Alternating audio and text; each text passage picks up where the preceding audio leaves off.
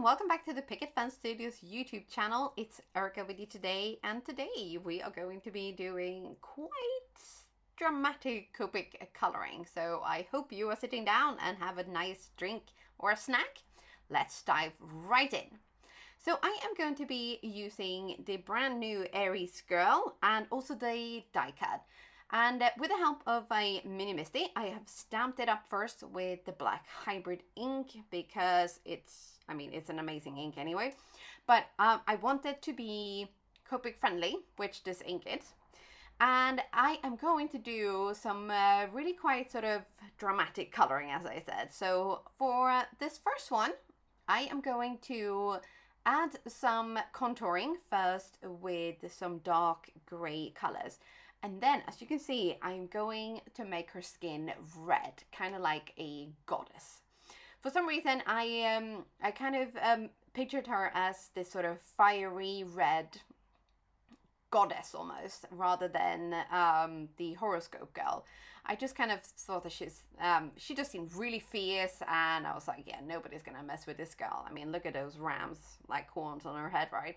And I'm sorry that you can see a little bit of my face there as well. I didn't have the right angle when I filmed, but I really hope you can kind of catch all of the coloring, even though it is sped up. So as you can see here, I have gone in with really quite sort of dark colors and created this really vibrant red skin. And then for her hair, which is obviously in the shape of like horns, we are going to first use some warm grays to kind of create a bit of a metal gray kind of color. And we're just going to do some really simple shading here, and just kind of a little bit around the head, and then on the tips of her horns are going to be darker, and then we're going to add sort of lighter colors as we're going in towards the head. And then to make this kind of look a little bit more sort of golden almost, we are going to add a little bit of yellows on top of that gray. I did go in and add a little bit of sort of makeup and eyes on her face as well, but you can see what a difference it makes just adding in those yellows. Just it kind of makes it look like sort of shimmery gold, doesn't it? Which I thought was kind of perfect for this goddess looking girl. And then we're also going to do a separate one. Here we're going to do kind of the opposite. So we're going to do red hair and sort of more like normal human skin rather than a goddess. So we're gone in with the same colors that we used for her skin, but we're going to use these on her hair. And it's really kind of simple coloring here. We're just going to add darker colors and then go in with lighter ones, go back in with some of the darker to add in that sort of contrast. And I did use some of the darker gray colors on top of the red, where you just want that real sort of depth. You know, this is a really clever little hack to add contrast to your coloring. If you don't have lots of pens and colors, you can just have one or two of your darker colors, and like I like cool grays myself, and you just go in and add a little bit on top. It doesn't change your color too much, but it just, you know, gives them more of a depth. So this girl, we're given quite sort of like a lovely sun-kissed skin, and then I think she got red eyes, or maybe golden eyes. But we are going to set those aside, and then we are going to be playing with this lovely Plumeria stencil. And I have taped it down to some black cardstock with some just purple tape. And we're going to be using my beloved paper glazes. I love the paper glaze. So this one is black Pansy.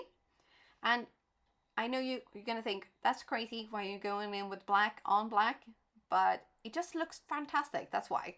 And I wanted, again, a really dramatic background for my girl. So I know these are flowers on the stencil, but I was thinking it could kind of, like, with a little bit of imagination perhaps, you can kind of make it look or picture it kind of like as a volcano erupting behind her. So to kind of get that sort of golden glow look, we are going to take a little bit of Peony pink and also a bit of Marigold orange, and the pot that's open as well is Golden Rose, and I love Golden Roses. Oh, it's so beautiful. But we're going to leave that alone because we're actually going to add in, we're going to add in that on its own. But with the Peony Pink and the Marigold Orange, we're going to add in a little bit of black to just kind of make the color a little bit darker and more vibrant. And then mix with your spatula tools, and then we're going to kind of put this around the edges. So not all the way in the middle, and definitely not all along the edges, because we're going to leave a little bit of space for that Golden Rose that's going to come in and kind of go kapow. I absolutely love Golden Rose and Black Pansy. You might think gold and black, not very sort of exciting, but they really do look so stunning and fantastic just as bits of detail. So this is a fantastic way of adding texture and color to your background, and you can use whatever stencil you have.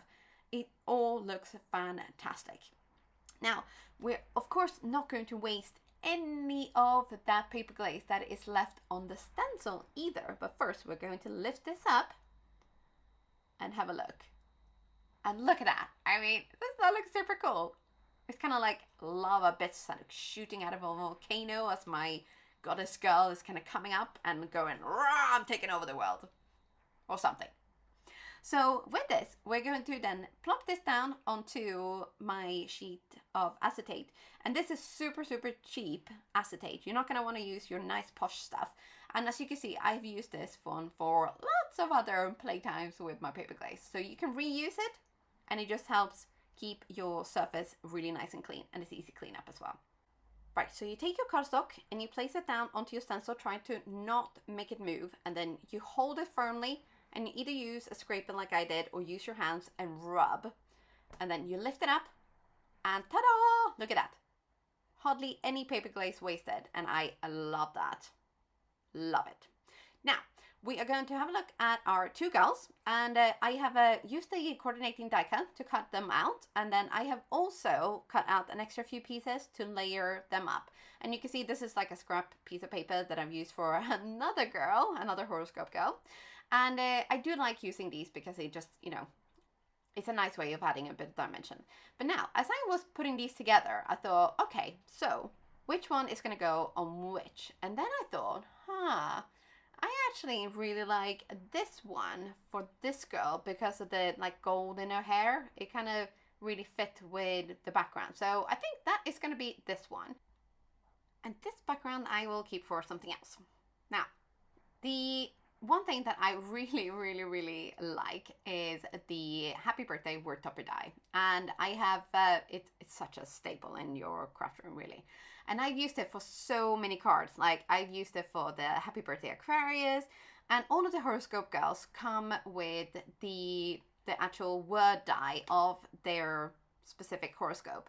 It comes with that as well as the outline. So I decided to use the Happy Birthday word topper die and add the Aries. And it's all just in like white cardstock with black cardstock. And I also stamped up this really funny sentiment. I mean, it's a little bit naughty, but it is from Advice Mommas Should Give. And I really liked it. And I'm sorry about the sort of weird filming here, but I promise I will show you the cards up close before we're finished. And these are, I just thought with her kind of being reddish and like sort of fierce, I thought, you know, that kind of feels like something that she would say. And the white word topper die just really popped much better against the sort of dark black paper glaze background. So with all those pieces done, it was just a case of gluing these down, and I used a tape roller on this one because I wanted to keep this one kind of flat. And we just, I use my grid mat for like lining up all of my sentiments when I try to get them on straight, because I am notorious for getting things on wonky. So that's just a little top tip on how to also make your work mat work for you in more ways than keeping your desk clean. Then on the back of this, we're going to add some foam tape because, you know, foam tape and dimension, it's life. It just adds such a fun element. And I also, like I said, I have laid this up already with, I think, 2 pieces of cardstock, but I didn't really feel like it was enough. So I've used this foam tape, and we're just gonna pop that up. And with the paper glaze background though, you might sometimes, unless you have really, really good strong foam tape, you might need a little bit of extra glue. But just pop on a couple of dots of like liquid adhesive on top of your foam, and you are good to go. And with the happy birthday word topper die, sometimes if you want to make it more sturdy, it is a good idea to layer it up with 1 or 2, sometimes 3 pieces, depending on how dramatic you want it. And also how sturdy you want it. And then also always use liquid adhesive when you are layering these pieces up, because again, it just gives you those extra few seconds to put things together and line everything up so it is perfectly straight. And with that, the cards are finished, but I really hope you enjoyed this, and we'll look at your horoscope, girls, with new fresh eyes and add some fun colors. Don't forget to subscribe to the Picket Fan Studios YouTube channel and give that, or hit that thumbs up, and hit the notification bell so you don't miss any uploads. See you soon again.